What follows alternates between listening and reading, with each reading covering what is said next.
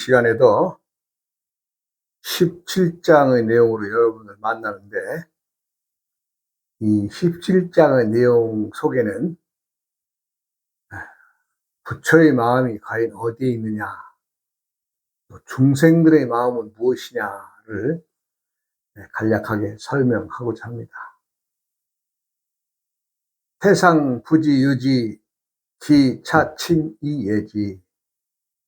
최상의 다스림은 사람들이 그 존재를 모르는 것이고, 그 다음은 사람들이 가까이 하고 칭송하는 것이고, 기차외지 기차모지, 그 다음은 사람들이 두려워하는 것이고, 그 다음은 사람들이 멸시하는 것이다 라고 문장은 그렇게 쓰여져 있는데, 이 속에 있는 말씀이 과연 무슨 말이냐라는 것을 좀 살펴볼 필요가 있습니다.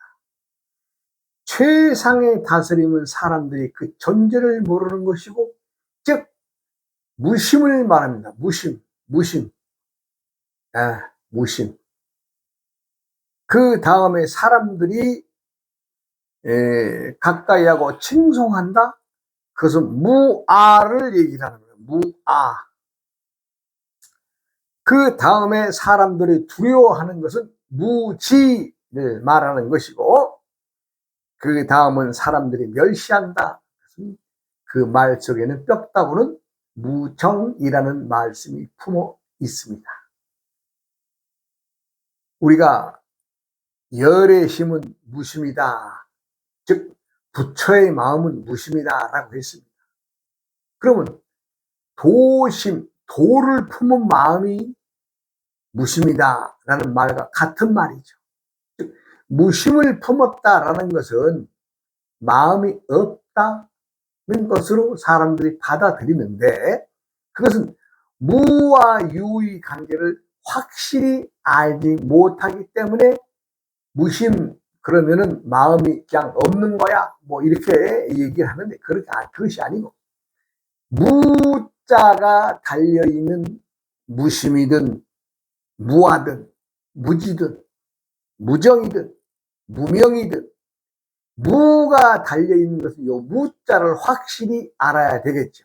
그래서 이 무라고 하는 것은 우리가 유의 상태의 모양을 보고 세상 사람들은 세상의 모든 것들은 보이는 것 중심, 즉 존재적인 것으로 나타내는 유의 관계를 중앙에 두고 말을 하는데, 그것은 끊임없이 변하는 거 아니겠어요?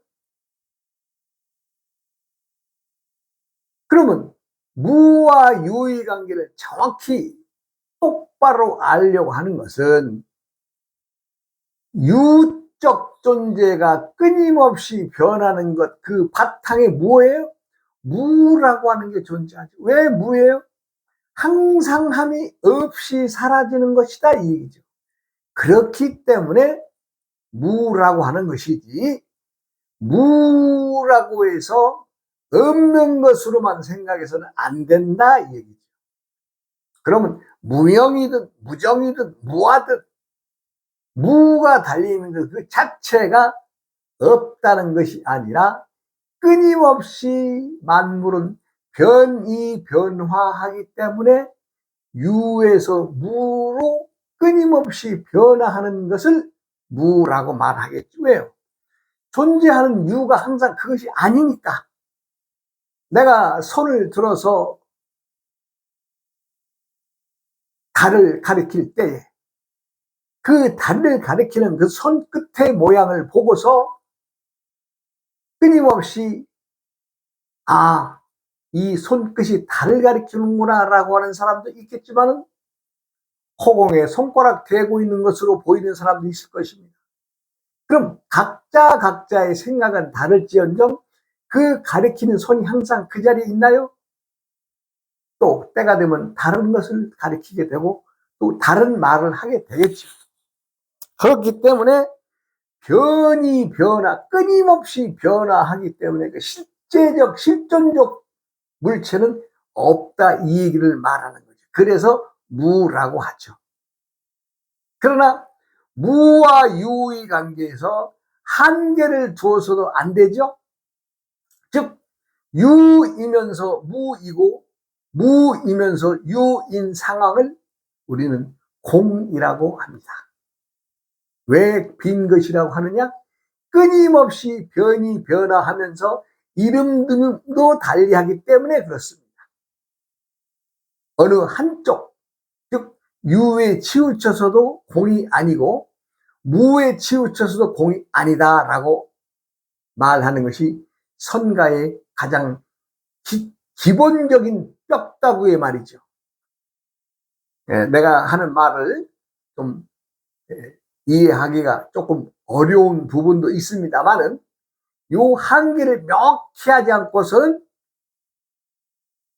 도에 이를 수가 없으며 도심을 지닐 수가 없습니다. 도심이란, 도를 지닌 마음이란 열애심과 같은 얘기죠. 열애심은 부처의 마음을 품었다 이 얘기죠. 열애심은 무심이니라 분명히 잘라서 가리키고 있습니다. 그럼 무심이라고 해서 마음이 그냥 멍 때리는 그런 것이 아닌 거죠. 무는 유를 포함한 마음과 함께 공으로 되돌리는 자리에 있는 것을 확연히 알아야 될 것입니다. 그래서 최상의 다스림은 그 사람들이 그 존재 자체를 몰라. 알 필요도 없어. 왜? 마음이 들고 나는 무와 유의 관계에서 무심의 마음을 품고 있기 때문에 나를 다스리는 놈이 어떤 놈인지, 또 때의 세상을 쥐락펴락하면서 누군가의 존재가, 권력자가 있다면 그 존재 자체가 있는지 없는지 마음을 쓸 필요조차도 없는 것이 최상의 다스림입니다. 그렇기 때문에 그 마음은 무심을 품어야 되겠죠. 무심. 그리고 그 다음은 사람들이 가까이 하고 칭송합니다. 아, 요것은 무아를 말하는데, 무아의 마음이 상실했을 때는 어떻게 되세요? 나를 보호해야 되기 때문에 무아를 저버리게 됩니다. 그러니까 무아의 마음에서 유아의 마음으로 내가 존재하니까 좀 상대방을 편하게 하고 칭송하고, 이런 자세의 생각이 두 번째의 무아의 경지에 이르는 거죠. 그 다음에 사람들은 두려워하는 마음을 냅니다. 그 다스림을 당할 때에 두렵다, 무섭다, 저 사람이 나를 어떻게 해치지 않을까. 이것은 무지의 관계입니다. 무지의 관계. 무지의 관계를 벗어나서 내가 뭔가 아는 것으로 대처하는 것이요. 아는 것으로. 그 다음에는 사람들이 멸시를 하게 되죠. 저 자식 제가 하는 짓거리가 못됐어. 사람들에게 멸시를 받게 되면 그것은 무정의 관계를 버려서 유정의 관계로 대처하는 방법을 말합니다.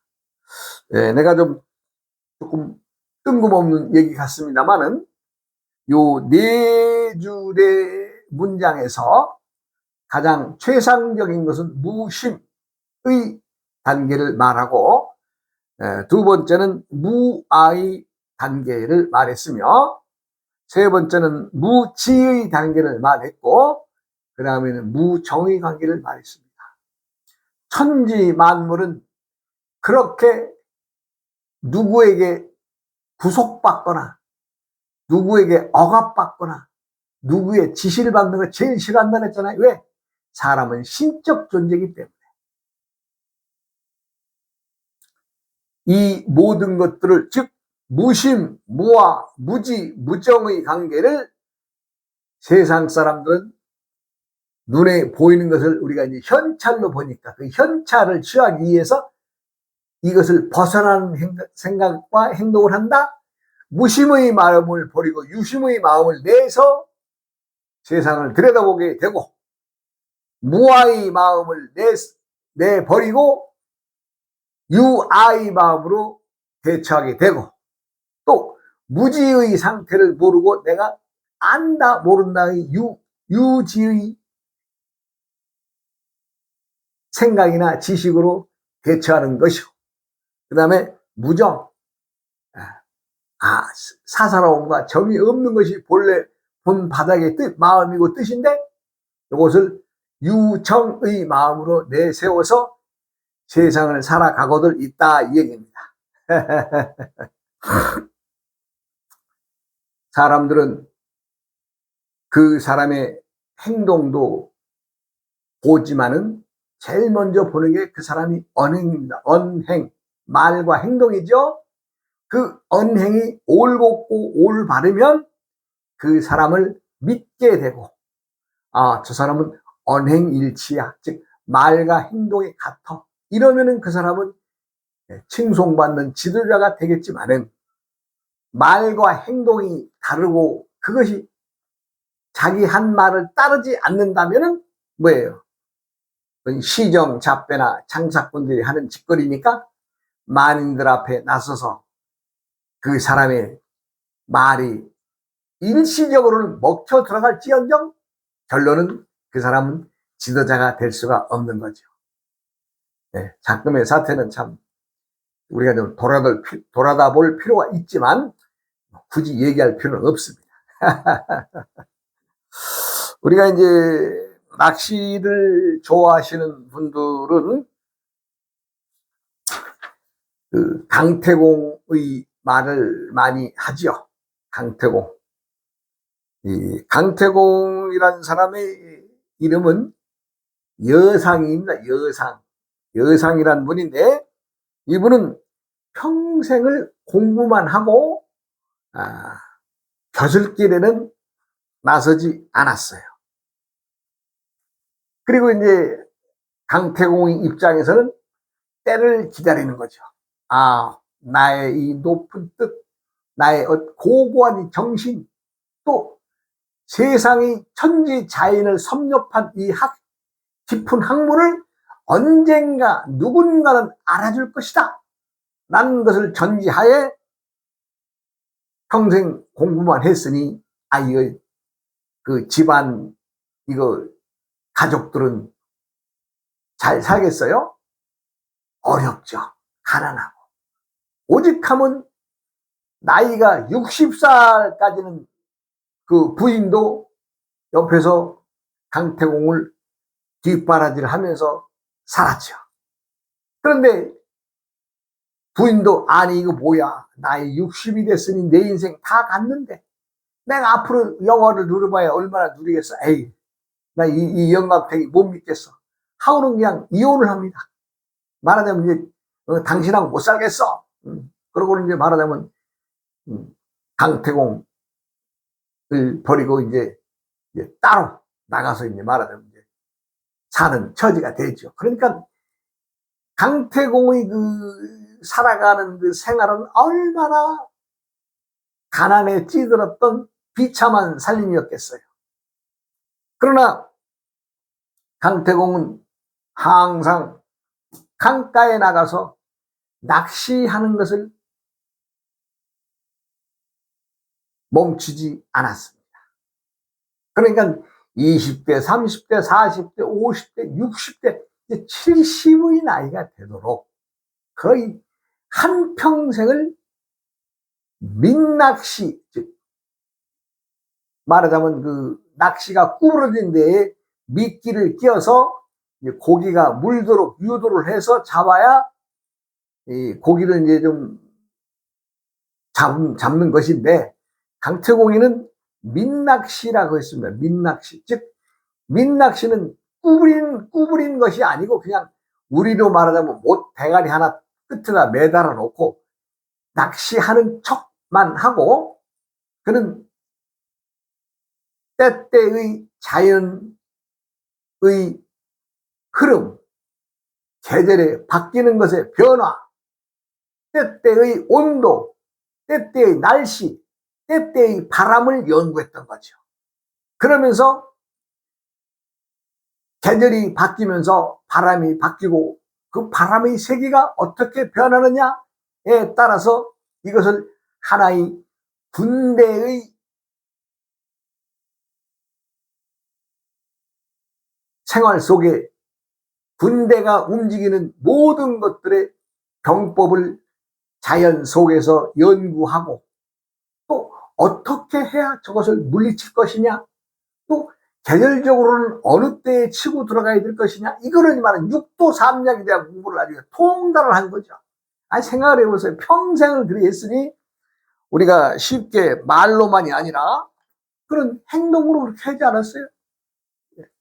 가장 세상에서 중요한 것은 행동을 어떻게 하느냐에 달린 것인데, 강태공이는 평생을 강가에서 민낚시를 들이면서 그 온갖 고통, 즉 경제적으로 또 자신이 해야 될 일들을 거의 뒷전으로 밀어놓고 그렇게 평생을 말하자면 병법을 연구한 사람인데, 이거 나이가 한 70이 되도록 알아주는 이 없고 참는 사람이 없었어요.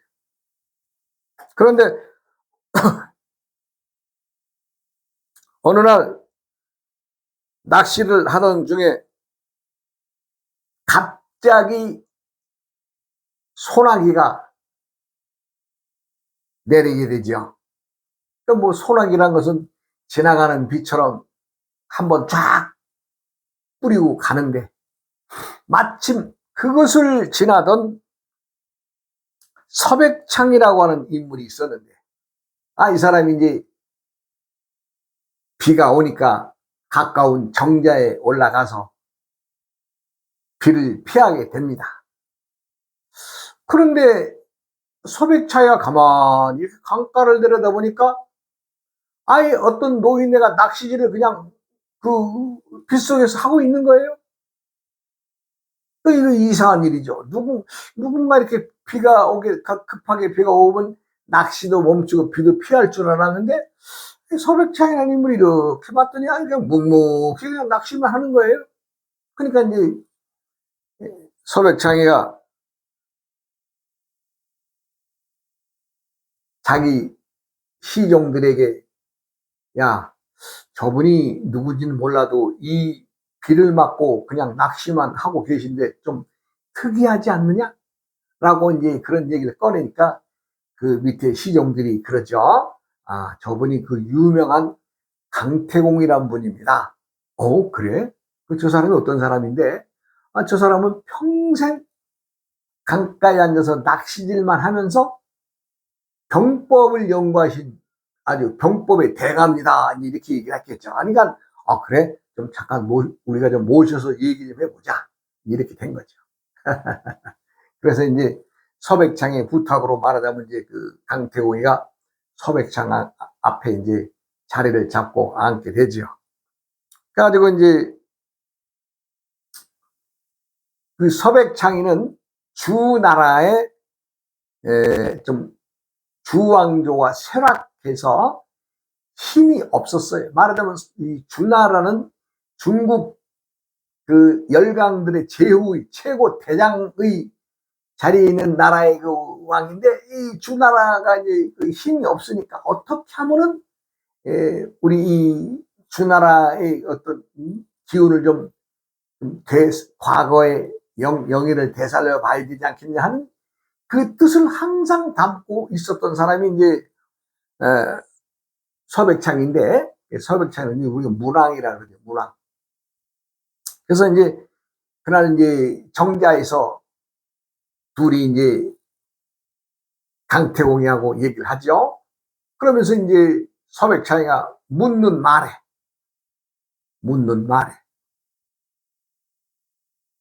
강태공은 일목요연하게 전부 다 쫙 적나라하게 자신이 그동안 갈고 닦고 담고 품었던 모든 병법의 책략을 그냥 엑기스만 뽑아서 쫙쫙쫙쫙 얘기해 주니까 서백창이는 그냥 눈이 동전만해집니다. 야, 이런 병법의 대가가 있었구나.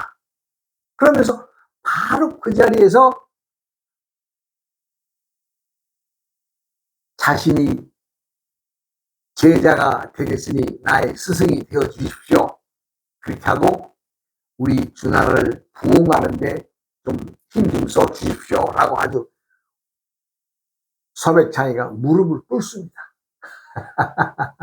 그러니까 어떻게 돼요? 강태공으로서도 기다리고 기다렸던 거 아니에요? 그래서 좋습니다. 이제 그러면서 이제 그 수락을 하죠. 그래가지고 이제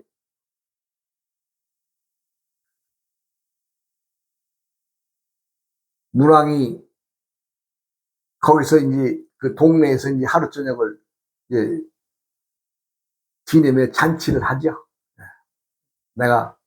나는 세상에 가장 위대한 병법의 대가를 얻었다. 그 사람이 강태공이다.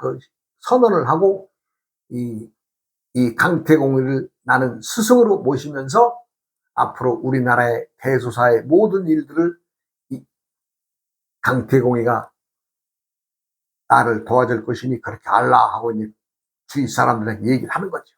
그냥 잔치가 벌어집니다, 동네에서. 야, 저렇게 맨날 밥만 먹으면 그냥 강가에 가서 낚시만 들이던 저 영감이 왕이 알아줄 만큼의 큰 책략가라는 것을 주위 사람들은 새삼 알게 되는 거죠.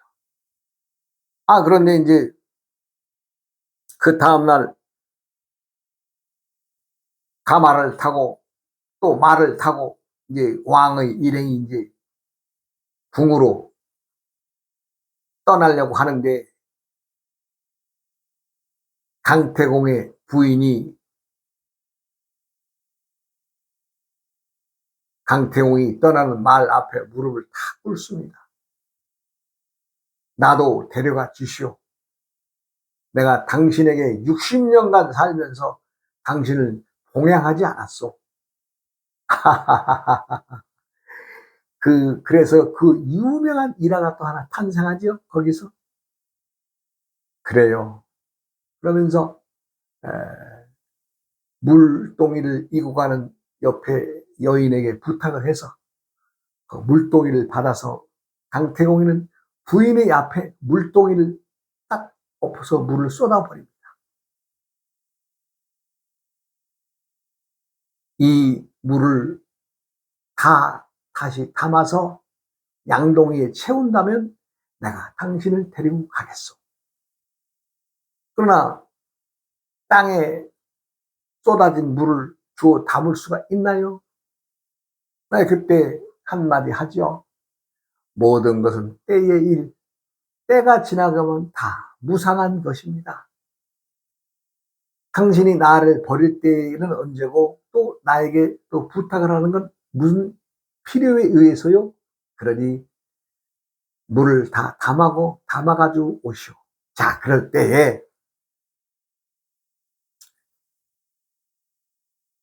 지난 얘기입니다마는 여상의 부인이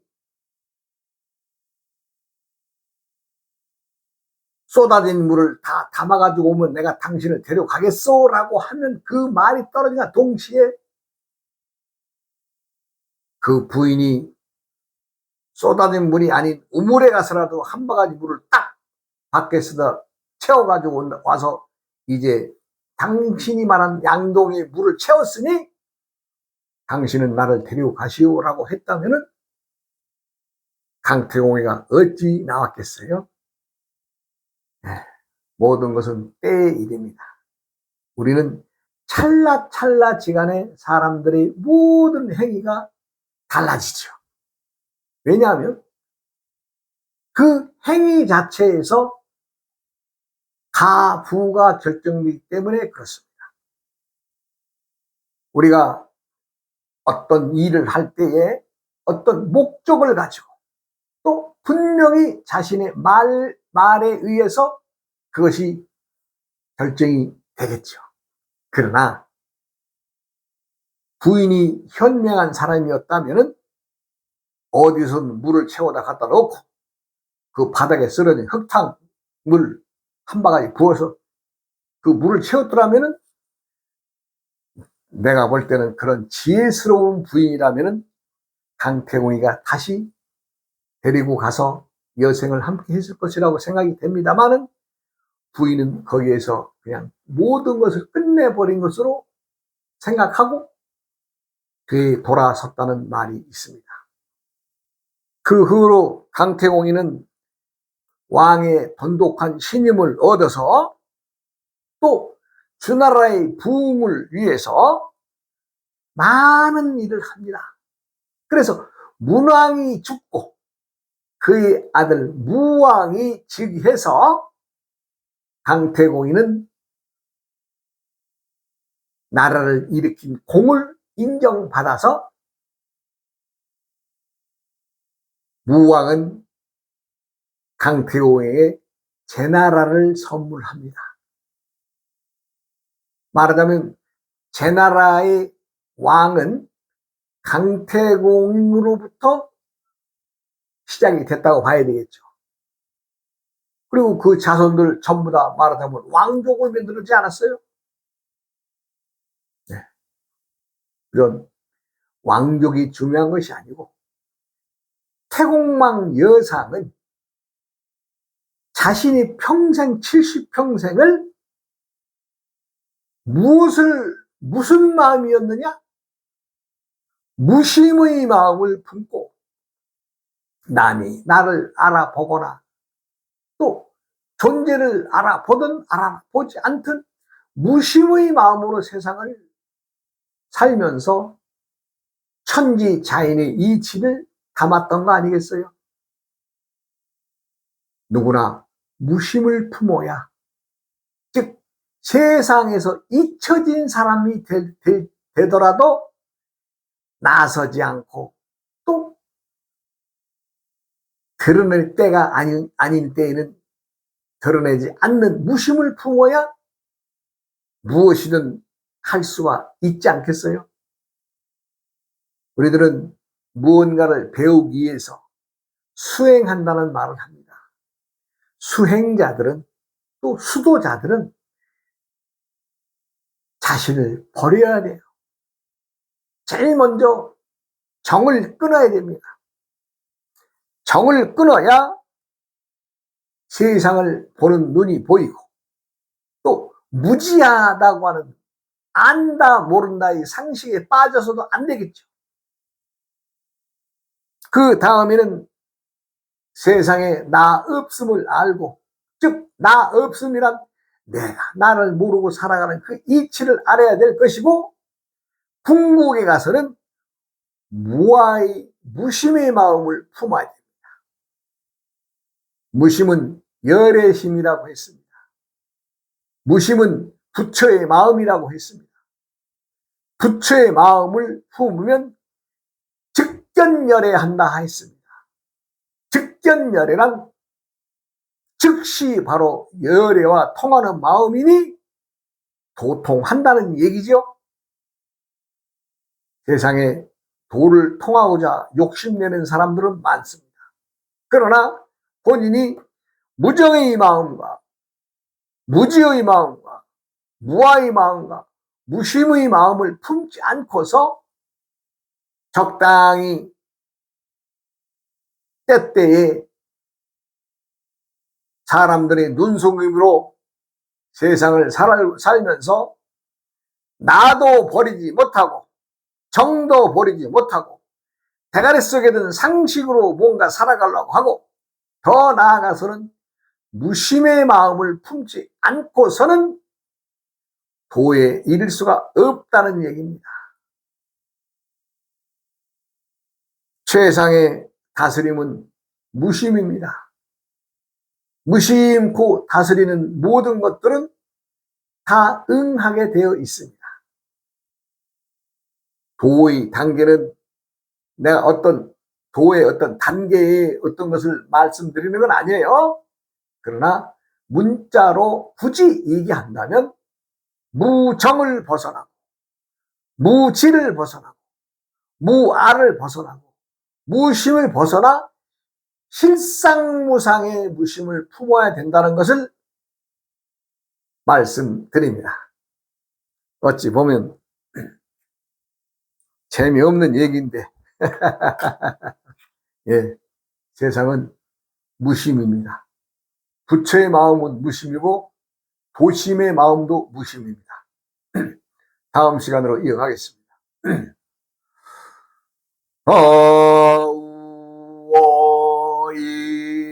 어우어이흠 우이야어흠